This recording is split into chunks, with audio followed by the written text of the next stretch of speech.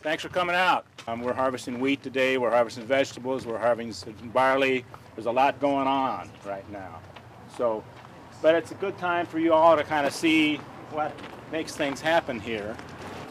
You know, we're farming about 350 acres.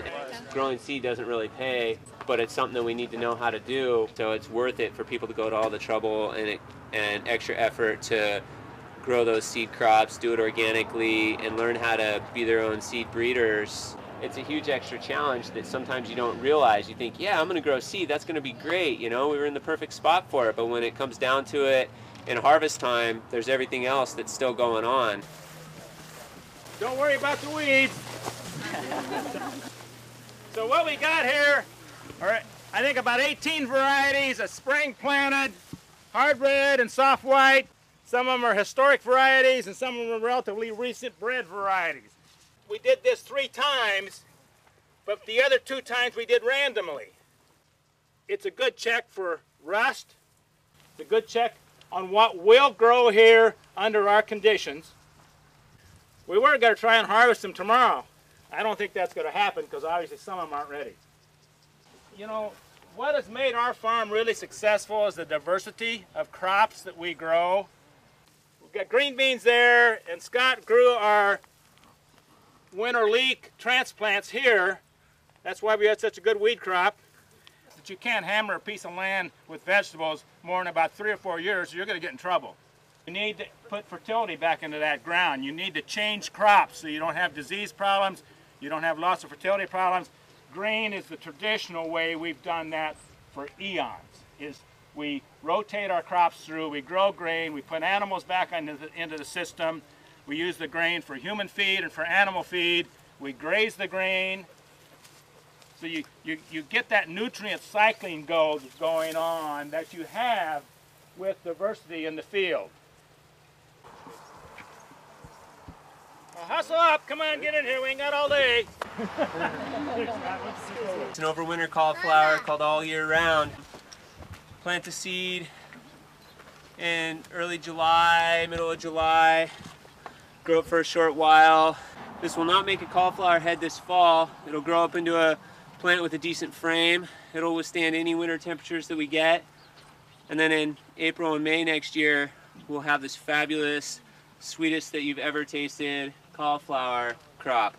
And the hybrid varieties of an overwinter cauliflower are some of the most expensive brassica seed you're going to find in the market. Are you selecting seed plants out of what's planted for vegetable harvest? You know, like the overwinter cauliflower, if we wanted to take this baby to seed, it'd be way more seed than we want. We go through that field several times during the winter time and the springtime. We look for winter hardiness, we look for shape, we look for head set, all those different qualities, and the stuff that we don't like, we rogue it out. You know, you'll see some characteristics when it's younger that you'll want to keep and want to get rid of, and then once it starts to make its head, right at the time when you're picking, you're doing your final selection at that point. The thing with cauliflower is that it needs a mild enough winter to acquire enough fertilization, enough cold chilling to induce the seed production, but not so much that it freezes out. It's really easy for it to get damaged and frozen out on the tops. And then you need this long, mild growing season into the spring and the summer that's not too hot. If it gets too hot, then you don't get good seed set. We plant that seed in July, and we yank it out of the ground, we take it out and we put it in a field. In August, it grows a little bit, vernalizes through the winter time, and then it bolts in February and March and flowers. Starts producing seed. You know, that whole thing about not impacting on your neighbor's seed growing, or they're impacting on you through, you know, bees fly 2 miles. And cauliflower and cabbage are bee pollinated. So one thing to mention about Nash's farm is they've been extremely involved and proactive about land preservation efforts in this area. And when you think, what comes to my mind is cauliflower seed when I think of preserving land in Sequim, because this is not this land, this location, and the ecosystem is not a resource that you can ship overseas and have your seed produced in Thailand or elsewhere, because it's such a unique climate. So the farmland here represents, you know, worldwide an opportunity to eat cauliflower as part of our diet, essentially, if you want to.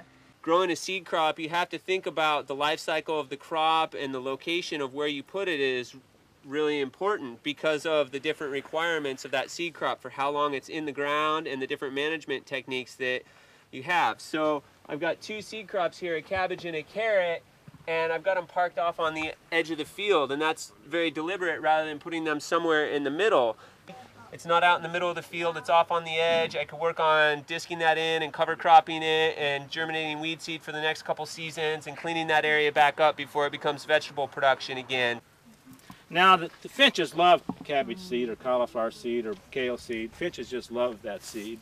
And then, you know, like this pod, if I squeeze it, it's got to shatter and the seeds go to whoop.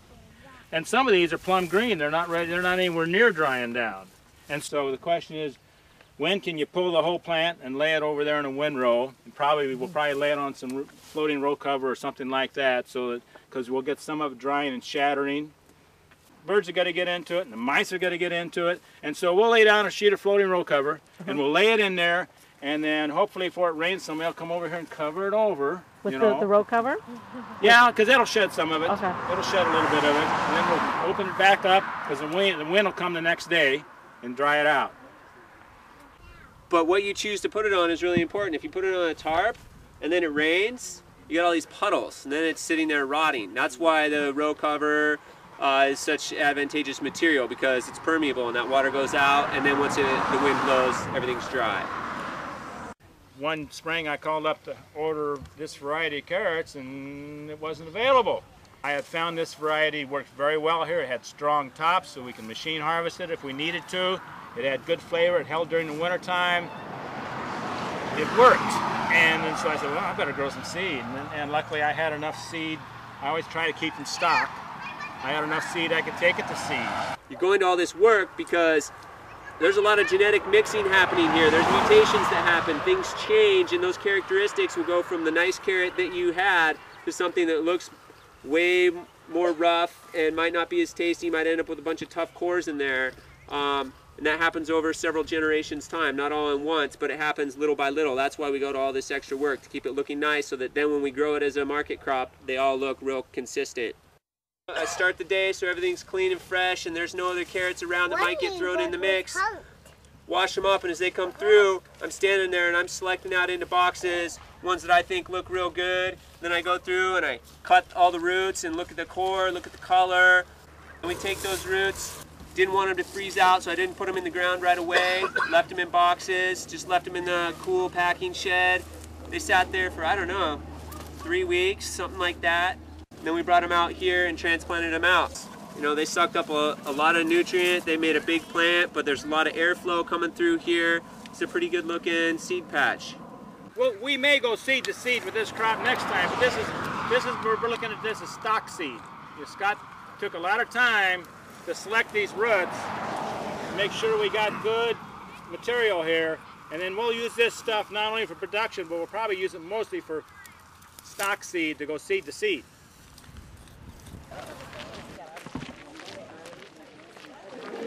So this is our latest machine. It's an old 6600 that I got from John Rosen up at the Washington Bulb Company.